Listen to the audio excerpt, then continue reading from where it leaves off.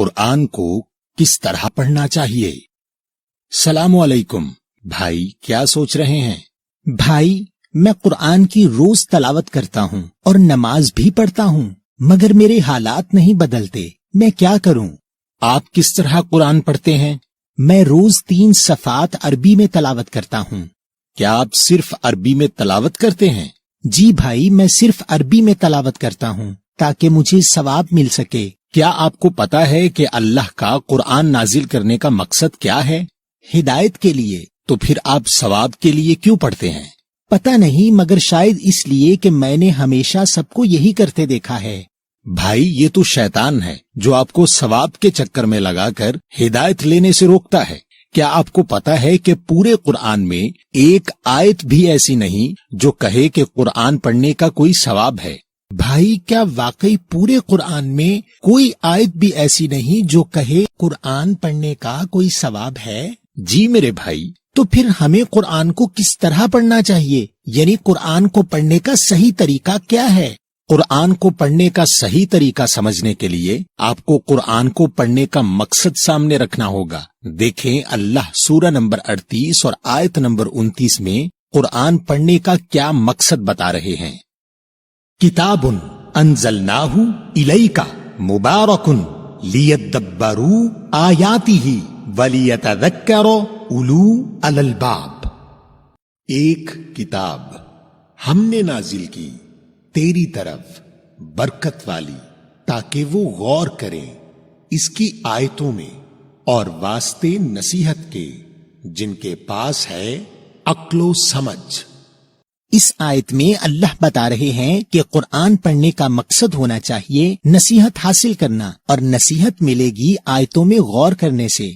जी मेरे भाई, सूरह 3 की आयत 7 के मुताबिक कुरान में 2 तरह की आयात हैं, मुहकम आयात और मुतशाबिह आयात। तो मुहकम आयात यानी हुक्म वाली आयात वो हैं जिनसे आपको अपने आमाल के लिए नसीहत या हुक्म लेना है, और नसीहत लेने से मुराद ये है कि आप ये जानें कि आपकी जिम्मेदारियां क्या हैं और वो क्या अमल हैं जो अल्लाह को पसंद हैं और वो क्या अमल हैं जो अल्लाह को नापसंद हैं। इसी तरह आपको अपनी जिंदगी के मामलात कैसे तय करने हैं, मसलन मियाँ बीवी के हुकूक, वालदैन के हुकूक, कारोबार के तरीके, माल का खर्च और किरदार और अखलाक और दीगर अहकामात के बारे में जानना ही कुरान की मुहकम आयात से नसीहत हासिल करना है।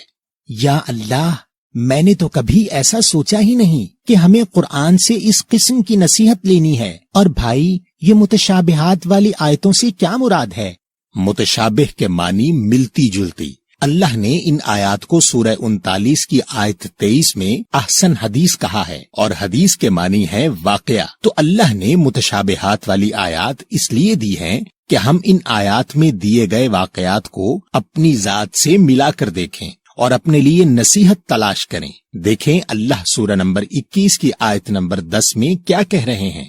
लक़द अंज़लना इलैकुम किताबन फीही ज़िक्रुकुम अफला ताकिलून।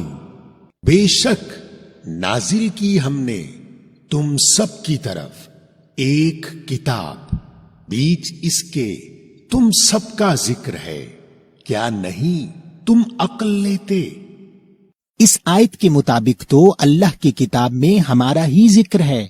जी भाई, तो इस आयत के मुताबिक हमें अल्लाह की किताब में अपना जिक्र तलाश करना है, यानी अल्लाह की किताब को कहानी की किताब नहीं समझना। यानी कुरान में मुतशाबिह आयात यानी अहसन हदीस पढ़ते हुए ये नहीं समझना कि अल्लाह ने हमें ये किताब माजी के किस्से पढ़ने के लिए दी है, बल्कि ये देखना है कि कुरान में लिखी इस बात का हमसे क्या ताल्लुक है। यानी जो गलती कुरान में बयान लोगों ने की, कहीं हम वही गलती दोहराकर उन्हीं लोगों में शामिल तो नहीं हो रहे।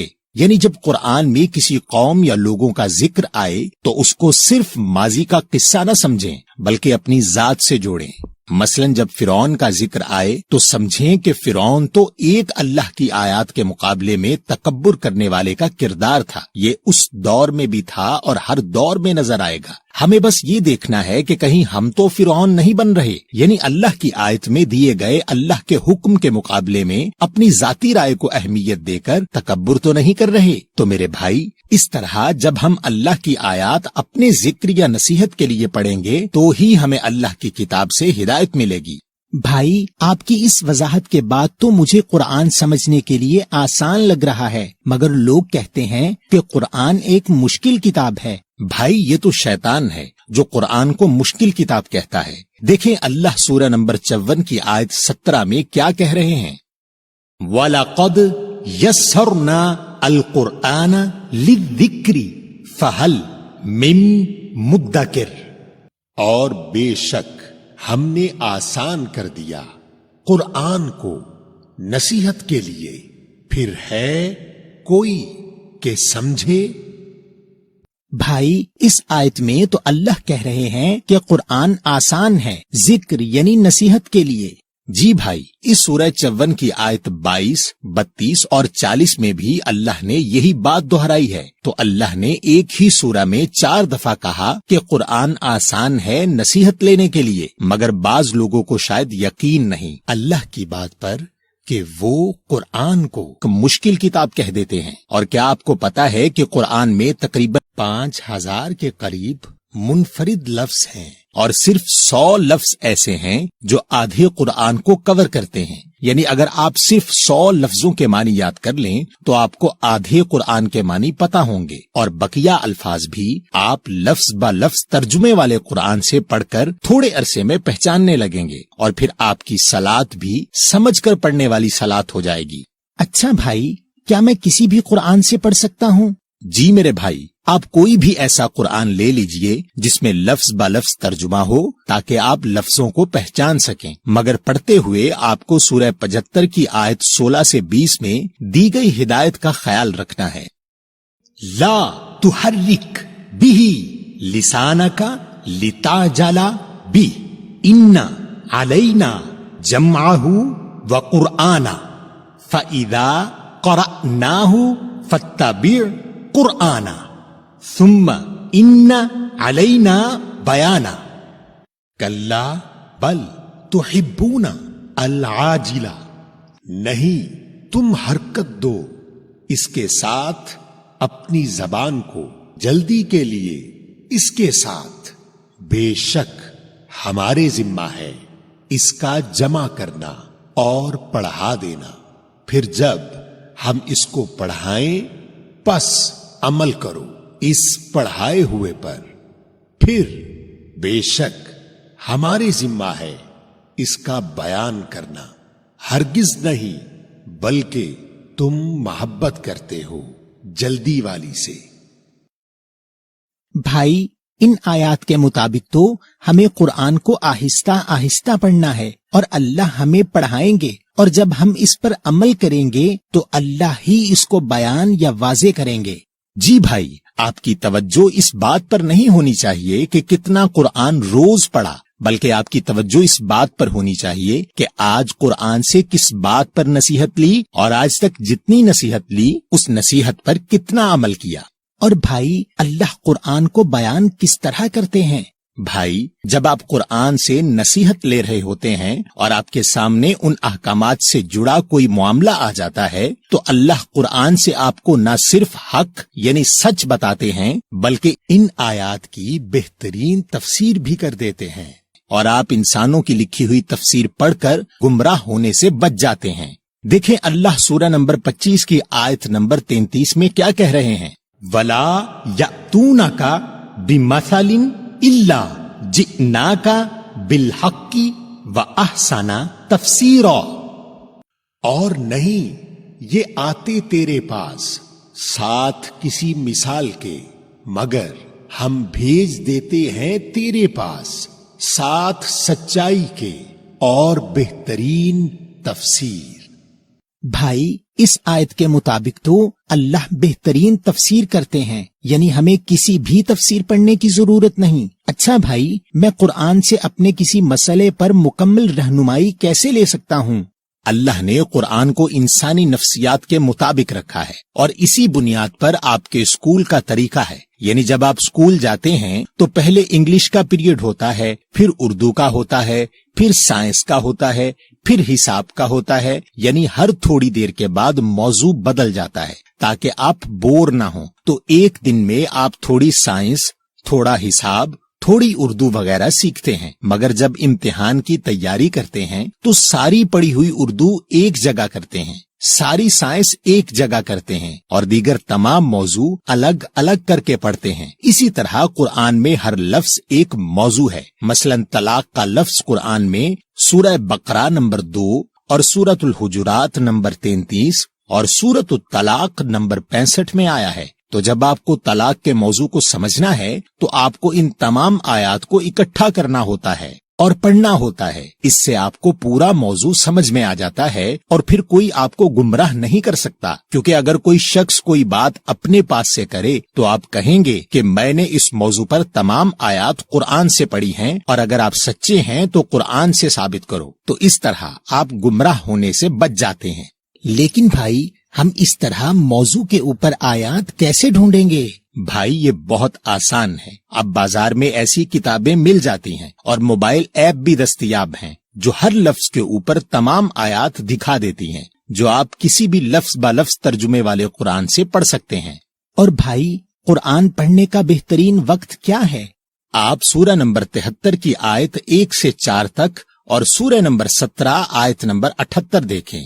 یا ایہا المزمل قمی اللیل الا قلیلا نصفہ اوی انقص منہ قلیلا او زد علیہ ورتلی القرآن ترتیلا. اے لپیٹنے والے، قیام کر رات کو مگر تھوڑا سا حصہ، اس کی آدھی 12 بجے، یا کم کر دو اس میں سے تھوڑا سا یا زیادہ، اس پر اور پڑھا کرو قرآن کو ٹھہر ٹھہر کر. اقیمی الصلاۃ لدلوکی الشمس الی غسق اللیل وقرآن الفجر ان قرآن الفجر کان مشہودا. قائم کرو صلاۃ ڈھلنے سے سورج کے طرف اندھیرے رات کے، اور قرآن فجر کو، بے شک قرآن فجر کا ہے گواہی دیا گیا. بھائی اللہ نے قرآن پڑھنے کے 2 بہترین وقت بتائے ہیں. ایک جب رات ہو جائے تو پڑھیں، چاہے رات 12 بجے تک پڑھیں یا چاہیں تو تھوڑا کم یا تھوڑا زیادہ کر لیں، اور دوسرا فجر کا وقت. جی بھائی، ان دونوں اوقات میں آپ دنیاوی مصروفیات سے فارغ ہوتے ہیں اور اللہ کی کتاب کو توجہ سے پڑھ سکتے ہیں. اور یاد رکھیں کہ قرآن دنیا کی وہ واحد کتاب ہے جو آپ پر فرض ہے ہدایت کے لیے. دیکھیں اللہ آپ کو سورہ نمبر 28 اور آیت نمبر 85 میں کیا کہہ رہے ہیں. ان الذی فرض علیک القرآن لرادک الی معاد قل ربی اعلم من جاء بالہدی ومن ہوا فی ضلال مبین. بے شک جس نے فرض کیا تم پر قرآن، وہ تمہیں پھیر لائے گا طرف منزل کے. کہہ دو میرا رب جانتا ہے کون آیا ساتھ ہدایت کے اور کون ہے جو بیچ گمراہی میں واضح. بھائی آپ کا بہت شکریہ کہ آپ نے بتایا کہ قرآن ہم پر فرض ہے ہدایت لینے کے لیے، اور ہمیں ہدایت تب ملے گی جب ہم آیات کو آہستہ آہستہ اور اپنی ذات سے جوڑ کر نصیحت لینے کے لیے پڑھیں گے کسی بھی لفظ با لفظ ترجمے والے قرآن سے. تو پھر ہمیں علم دینا اللہ کی ذمہ داری ہے اور ہمیں ملی ہوئی نصیحت پر عمل کرنا ہے. جی میرے بھائی، اب آپ اس پیغام سے دوسروں کی آگاہی کے لیے اس کو شیئر بھی کر دیجئے گا.